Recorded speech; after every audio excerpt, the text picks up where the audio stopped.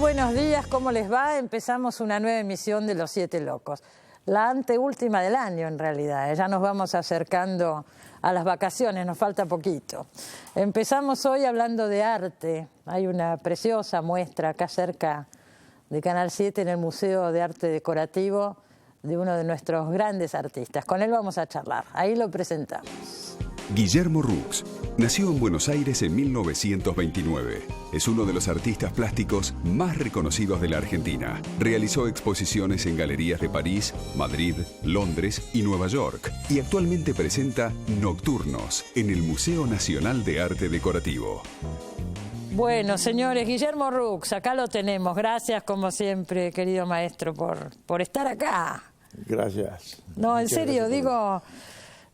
me estaba acordando, la última vez que viniste fue hará 2 años, cuando se inauguró el mural que hiciste en la ciudad de Santa Fe, la Constitución Guía al Pueblo. Yo creo que fue en el 2011. Y bueno, 2 años, mirá vos. 2 años, ya pasaron 2 años. Y hablamos tanto ahí de los grandes murales y demás. Sí. Recordamos el que hiciste acá en Buenos Aires. Fue otra locura, sí. Otra locura, decís. Locura bueno, por... estamos 7 locos, ¿no? Estamos en los 7 locos. Así que bueno. Esos trabajos que llevan años, que miden muchísimos metros, ¿no? Y sí, 7 locos, no tendré tanto mérito como los otros 6. Como los otros 6, bueno, habría que por ahí ver. Me habría que... Algo decís.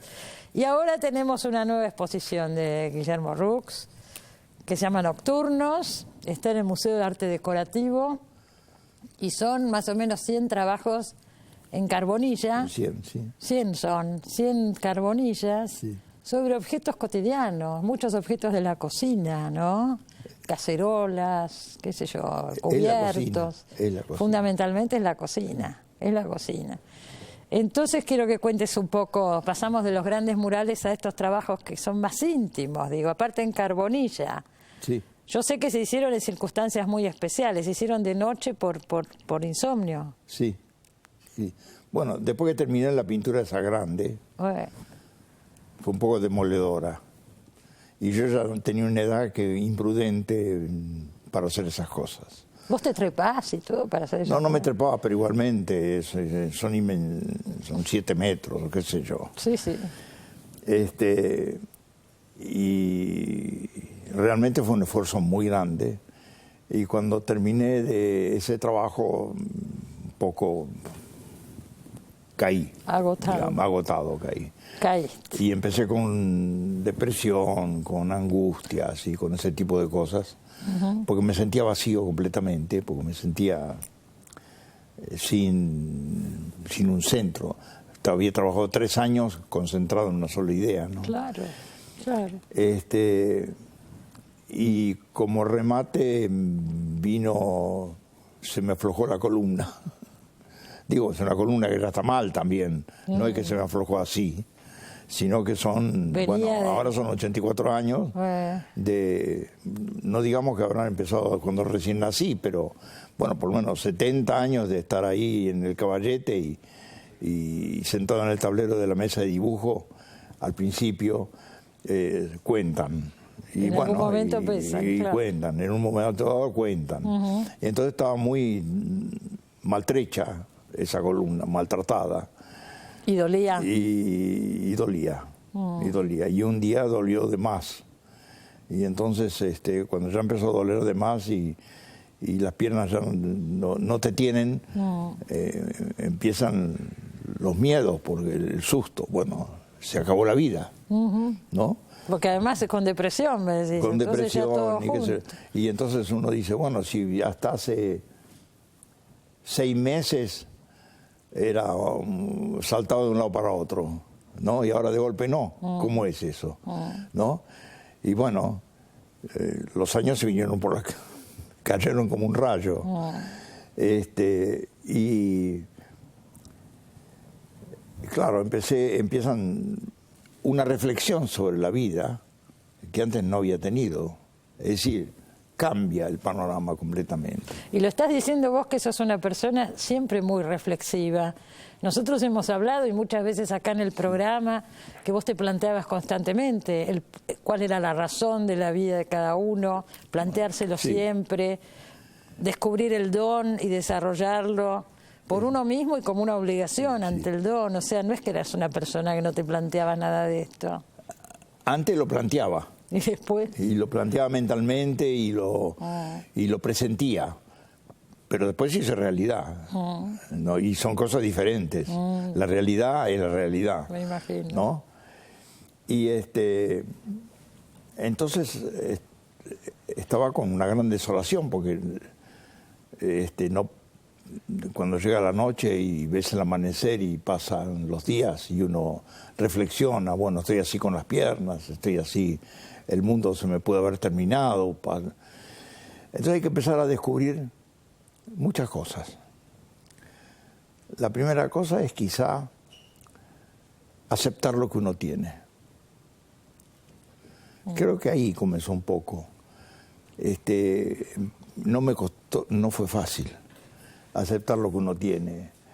Luego empecé a ver que aceptando lo que tenía muchísimo por hacer. Sí, la carrocería andaba mal, pero había otras cosas, ¿no? Y entre las cosas, bueno, lo que yo siempre amé, que es el dibujo, que es una pasión mía, ¿no? De chico. Y entonces el preguntarse qué hacer, formas abstractas, formas del inconsciente, digamos, una pintura, cosas, juego de formas. No, yo necesitaba algo más, redescubrir el mundo. Es decir, necesitaba aferrarme más concretamente a las cosas, pero no a cualquier cosa. Tenía que empezar como los bebés, gateando, ¿no? Es decir, empezar a reconocer las cosas. Y entonces, esto ahora lo estoy intelectualizando, pero en ese momento no fue así, como te lo digo. Ahora lo estoy diciendo. Claro. En ese momento fue instintivo. Claro. Y empezó con una cuchara en un plato, y empezó con un vaso. Y me empecé a dar cuenta de que todo, si miro el vaso y me quedo con el vaso, es mi vaso. Y a partir de ahí puedo comenzar con algo. Es decir, puedo empezar, ya es algo. Sí, claro. Te agarrás a eso, que es algo. Sí, sí. Si yo quiero agarrar todo, paisajes y cosas, y grandes murales, y como en una época los sueños de estudiante y sueños de pintor de que quiere transformar la historia del arte, viste que siempre es un sueño de los artistas querer revolucionar la historia del arte, claro. ¿no? Como si no hubiera habido nada antes. Sí, sí. Y sería un antes y después de uno. De mi genialidad, claro. ¿no? Digamos. Sí. Bueno, son cosas que si uno se da cuenta que no para nada tiene que ver con nada, y que el hombre ha hecho cosas maravillosas. Y bueno, entonces hay un momento de una gran, te diría yo, introspección y de una gran humildad, que es muy difícil. Muy difícil en el sentido de que los narcisismos, los deseos de éxito, los deseos de sorprender, etcétera, eso se caen.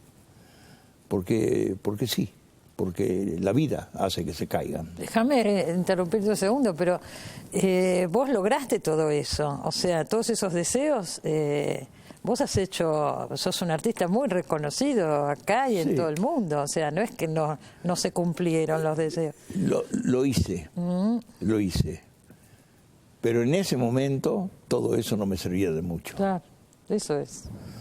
En ese momento ya estaba hecho. Claro. Y creo que está bien hecho. Muy bien. En el momento de la vida que corresponde. Pero no correspondía para esa nueva vida que me tocaba vivir. Claro. No era esa la nueva vida. Por supuesto. El problema es que no sabía cuál era la nueva vida. Porque aquella no... De aquella, entonces, ¿qué rescatar de aquella? Y hay muchas cosas que rescatar de aquella. Más bien. Muchas. Muchas cosas. Pero la nueva vida te ofrece un panorama extraordinario, porque es el cultivar un espacio que uno ni lo soñó. Yo ahora estoy haciendo la apología de los años, o la apología de la vejez, en el sentido de que hay todo un mundo maravilloso por ir descubriendo, que no se puede descubrir antes de que se tenga el momento para descubrirlo, ¿no? Y entre las cosas están las cosas cotidianas, que uno nunca las miró. Yo no las había mirado. ¿Vos no las habías mirado? No, una cacerola. Hace la sopa y se acabó la historia. Una pava, un Pero tenedor. vos has hecho trabajos con cosas, con flores muchísimo, con objetos. Pero con otro sentido. Había un sentido de más intimista, más poético, te diría yo, más más relacionado con el inconsciente. Esto no, esto no, olvídate. Ajá. Si es posible, ningún pensamiento intelectual, Nada. ningún inconsciente. Es el vaso. No, el vaso es el vaso. Claro. Queré el vaso no le pongas más cosas al vaso. Claro, claro. Porque en el fondo después esa vida está en el vaso, está en las cosas. Y entonces, bueno, cuando empezás a dibujar, pero dibujar no se trata de imitar o de crear un mundo inconsciente, trabajar con el inconsciente y con todo eso. No, se trata de volver a ser chico, volver a tener 10 años o 7 años, qué sé yo, y poder descubrir de nuevo cómo es una cuchara, cómo es. Y entonces empezar a ver cómo es, como si uno no supiera cómo es. Claro. Es que uno no sabe cómo es. Además uno no debe saber cómo es. Claro, uno no sabe cómo es. La tiene que ir encontrando de nuevo, tiene que ir encontrando. Y en ese encontrar de nuevo, empiezas a tener una cierta paz y una cierta tranquilidad. ¿Por qué? Porque hay algo que te empieza a pertenecer. Y te empieza a pertenecer de otra manera, no como un juego intelectual. Intelectual quiero decir de acá para arriba. De acá para arriba, sí. ¿No? Sino es como... Es la vida entera. Ahí, en ese que vaso. está ahí, en eso. Es tu vida entera. Vos decís mirar como chico, pero bueno, con toda la técnica adquirida, digo, eso...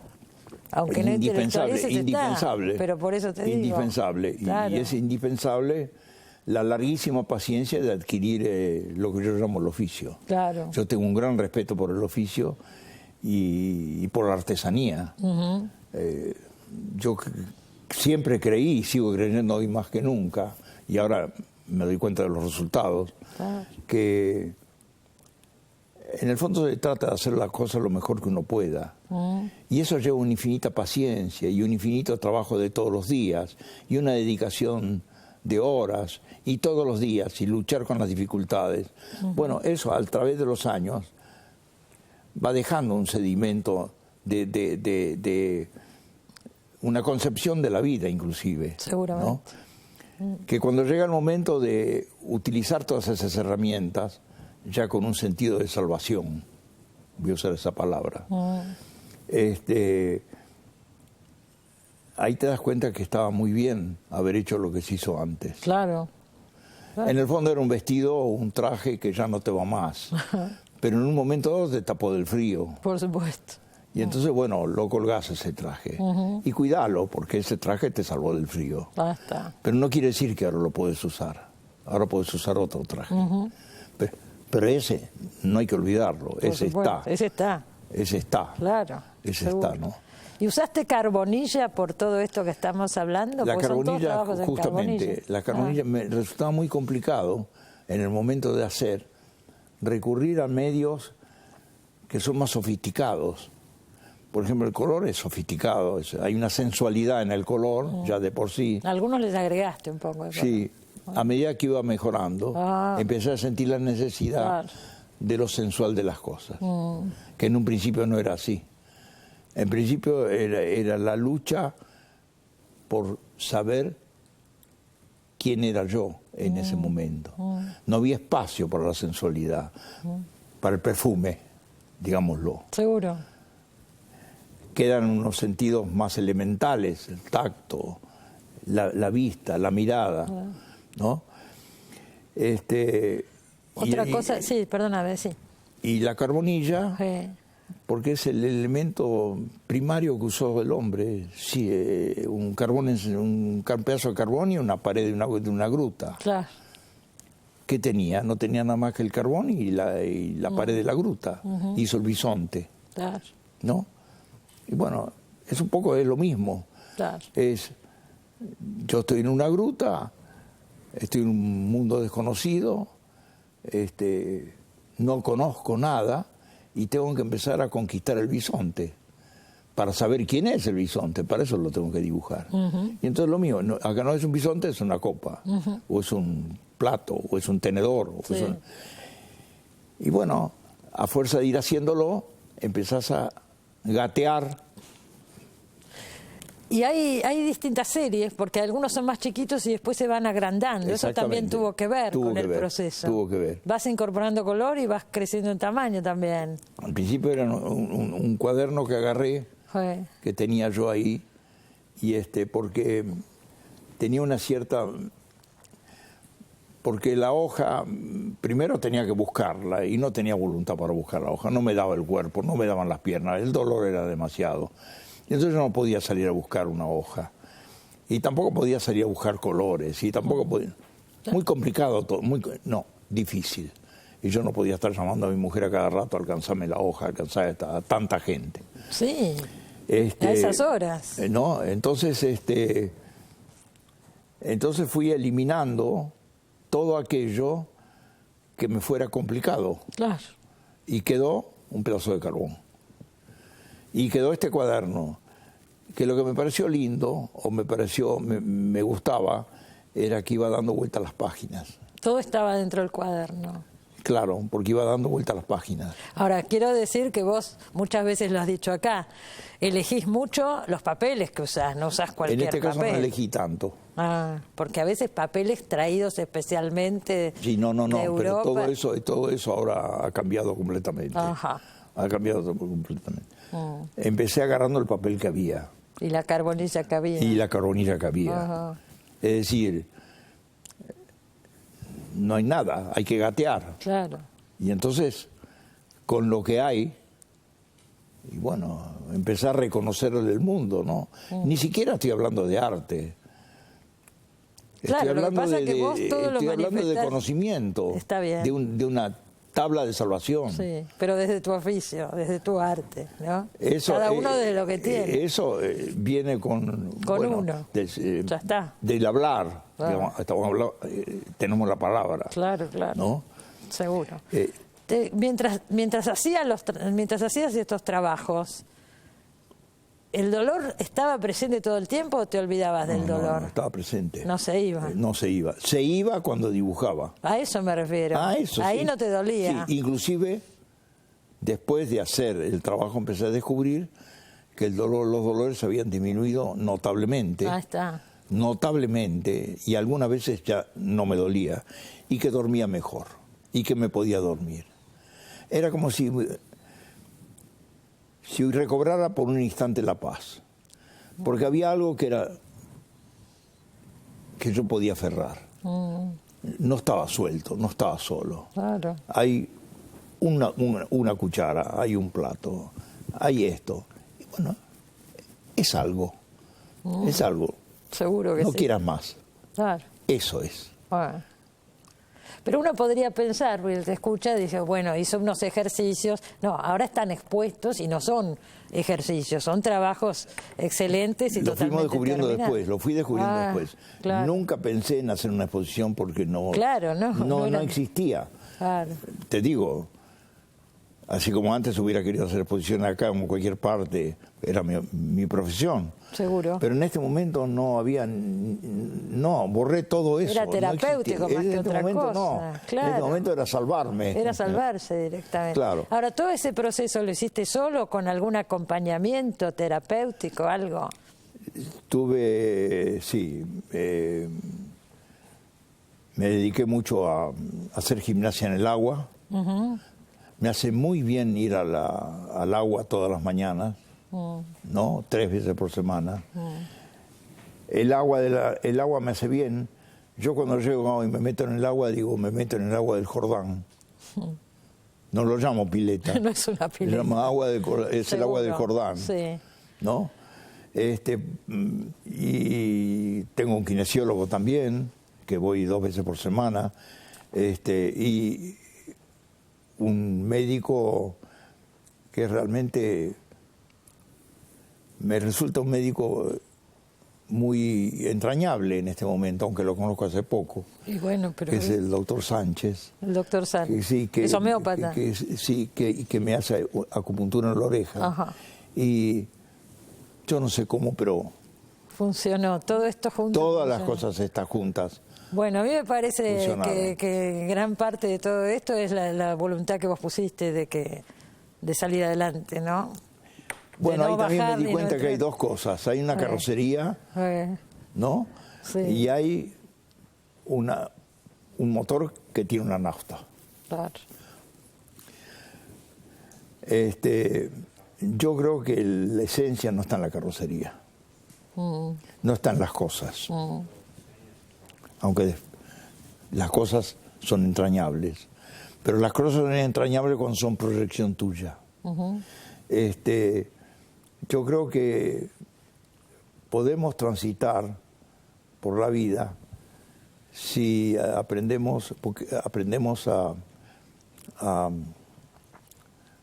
que las cosas que no tienen precio